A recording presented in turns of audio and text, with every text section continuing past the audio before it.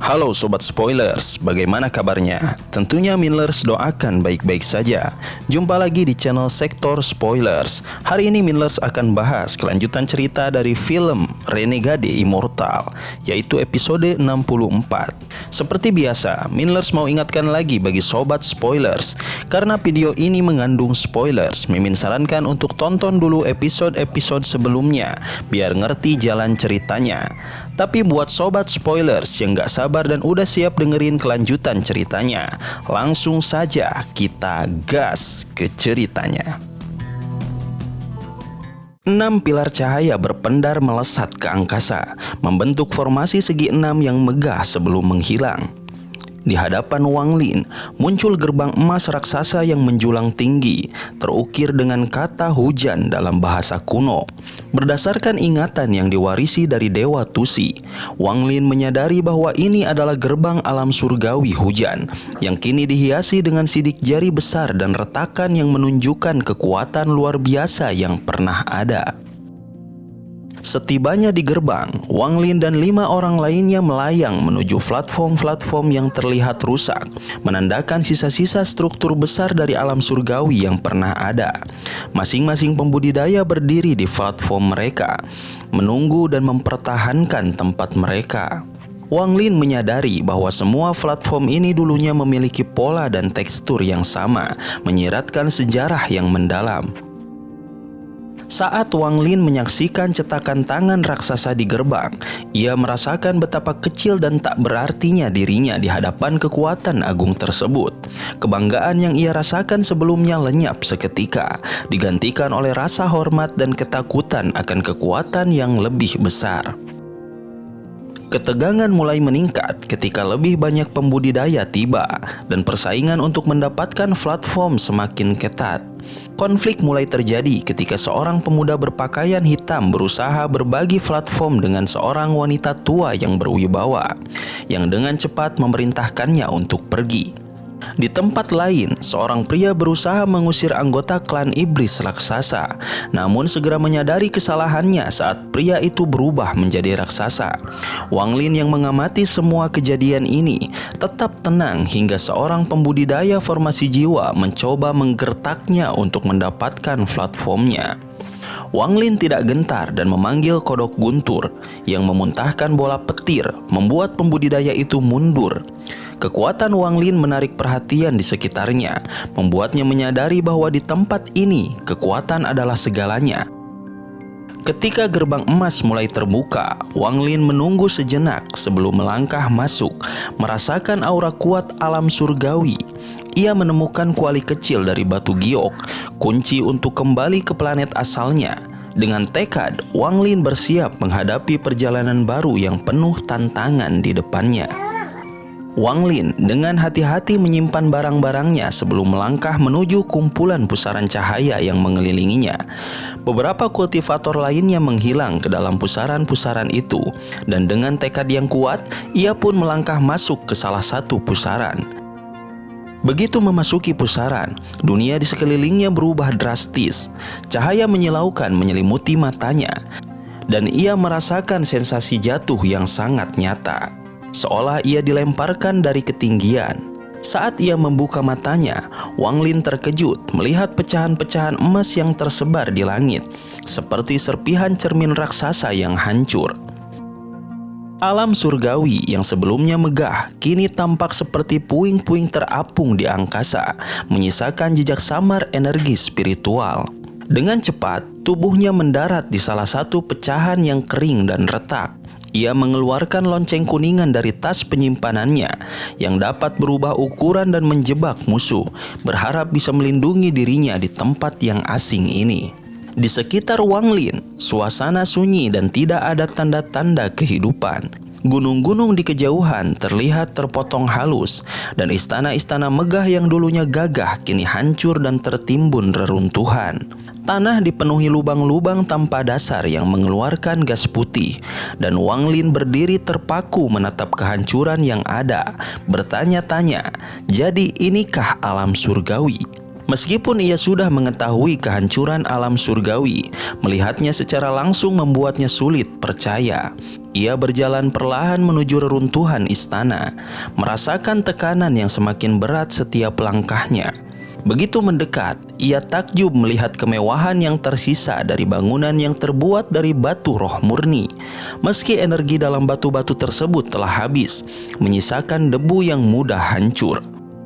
Saat menjelajah lebih jauh, Wang Lin menemukan sebuah cekungan raksasa di tanah yang tampak seperti bekas cetakan tangan raksasa.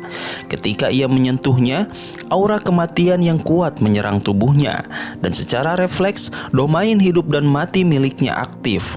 Ia merasakan sisa-sisa kekuatan luar biasa dari cetakan itu, yang mengingatkannya akan kekuatan misterius yang pernah ada. Beberapa hari kemudian, ia menemukan tablet batu retak yang menyebutkan istana tersebut sebagai hadiah dari Kaisar Langit Hujan kelima untuk sarjana surgawi bernama Tian Hua. Namun, rasa curiga muncul ketika tablet itu ditemukan di dalam istana, bukan di luar sebagai simbol penghormatan. Dengan hati-hati, ia memotong tablet itu dan suara gemuruh terdengar, menandakan sesuatu yang tersembunyi di bawahnya. Ketika Wang Lin mengangkat tablet batu sepenuhnya, sebuah area bawah tanah yang tersembunyi mulai terlihat. Dinding-dindingnya berkilau lembab meskipun tak ada sumber air di sekitar. Ia menyadari bahwa meskipun wilayah ini terlantar selama bertahun-tahun, setiap kali alam surgawi terbuka, para kultivator selalu datang menjelajahinya. Keberadaan tablet yang biasanya dipajang di luar kini terkubur di pusat istana, menunjukkan bahwa ada yang tidak biasa terjadi, mungkin untuk menyembunyikan sesuatu yang berharga. Setelah tablet terangkat, energi spiritual celestial murni muncul dari bawahnya. Wang Lin dengan cepat memurnikannya menjadi setetes cairan berharga. Namun, dentuman sonik menggema dari kejauhan saat seorang kultivator berjubah hijau meluncur cepat menuju reruntuhan. Wajahnya penuh tekad. Wang Lin tetap fokus pada pemurniannya dan mengabaikan peringatan kultivator tersebut. Kultivator berjubah hijau yang berada di tahap awal formasi jiwa mencoba menghentikan Wang Lin dengan ancaman. Tetapi Wang Lin tidak tergoyahkan. Dia menyelesaikan pemurnian dan menghasilkan kristal ungu kecil yang memancarkan energi spiritual celestial. Merasa terancam, kultivator itu melancarkan serangan kuat dengan pedang Qi. Tetapi Wang Lin memanggil kodok guntur yang meluncurkan bola petir untuk menghancurkan serangan tersebut. Seiring dengan serangan yang melemah, kultivator berjubah hijau berusaha melarikan diri. Tetapi Wang Lin tidak memberinya kesempatan. Dengan bendera pembatasan yang mengelilinginya, ia melancarkan serangan balik.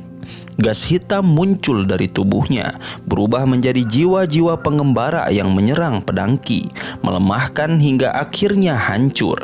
Kodok guntur juga meluncurkan bola petir lainnya, menyelesaikan serangan musuh. Kultivator berjubah hijau terluka parah, segera melarikan diri dan mengaktifkan formasi pelindung. Berusaha melarikan diri ke fragmen lain sambil merencanakan balas dendam. Dalam hatinya, ia bersumpah untuk kembali dengan kekuatan penuh bersama sekutunya dari Sekte Pedang Daolou, bertekad untuk tidak membiarkan Wang Lin lolos begitu saja. Wang Lin mengamati sekelilingnya dengan kewaspadaan tinggi, menghilang ke dalam bayangan dan kabut dari bendera pembatasan yang digunakannya. Seorang pembudidaya berjubah hijau mendekat tanpa menyadari keberadaan Wang Lin, yang mengandalkan indera ilahi yang lebih tajam untuk mendeteksi lawannya. Ketika sang pembudidaya terhenti, kabut hitam menyelimuti dirinya, dan suara gemerincing lonceng mulai terdengar, menandakan bahwa Wang Lin siap untuk menyerang. Tiba-tiba Wang Lin muncul di udara dan menggerakkan lonceng dengan keterampilan tinggi, mengunci lawannya dalam kurungan spiritual. Ekspresi panik muncul pada wajah pembudidaya berjubah hijau saat usahanya untuk melawan sia-sia. Dengan tenang, Wang Lin menarik kembali bendera pembatasan dan loncengnya, kemudian menghilang dan muncul kembali di tanah yang aman, duduk dalam posisi meditasi untuk membentuk segel dengan cepat. Lonceng mulai bergetar, mengeluarkan suara nyaring yang terpantul dalam keheningan, diiringi dengan jeritan menyedihkan dari dalamnya. Wang Lin terus menciptakan segel untuk memperkuat lonceng, menyempurnakan jiwa lawannya yang berusaha melawan dari dalam. Meskipun pedang milik pembudidaya itu berusaha menembus pertahanan lonceng kuno, kekuatannya tak cukup untuk berhasil. Setelah proses yang melelahkan, jiwa lawannya akhirnya hancur sepenuhnya. Wang Lin tidak terburu-buru memeriksa isi lonceng, menyadari bahwa pembudidaya sekelas formasi jiwa seringkali menyiapkan pembalasan sebelum kematiannya.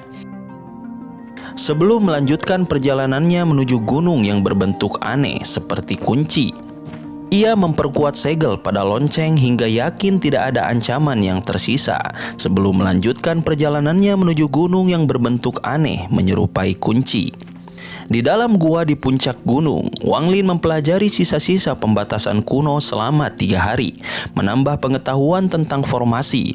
Namun, saat bersiap meninggalkan gunung, ia melihat debu dari pohon-pohon mati membentuk tulisan "Selamatkan aku" di udara. Merasa ada sesuatu yang berbahaya di tempat itu, Wang Lin memutuskan untuk tidak mengambil risiko lebih jauh.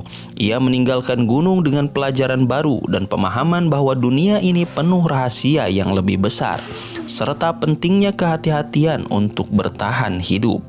Setelah menemukan pedang kuno yang tersembunyi, Wang Lin merasakan kegembiraan luar biasa saat menyadari kekuatan besar yang dimiliki pedang tersebut. Namun ia terkejut dengan strukturnya yang menyerupai bendera pembatasan, dilengkapi dengan 300 kelompok batasan yang belum pernah dilihat sebelumnya. Meskipun sangat ingin mempelajarinya, Wang Lin menahan diri karena jumlah yang terlalu banyak untuk dipahami dalam waktu singkat. Wang Lin kemudian mengalihkan perhatiannya ke tas penyimpanan seorang pembudidaya berjubah hijau yang baru saja ditaklukkan. Sobat Spoilers, itulah spoilers untuk episode 64 dari film Renegade Immortal. Tentunya spoiler episode ini tidak akan sama persis dengan episode sesungguhnya. Maka dari itu, jika ada kesalahan dalam kata ataupun istilah, serta kekurangan atau kelebihan durasi, harap dimaklumi. Dan jangan lupa untuk mendukung channel ini lebih berkembang dengan cara like, share, dan subscribe, supaya kalian gak ketinggalan update terbaru dari channel ini.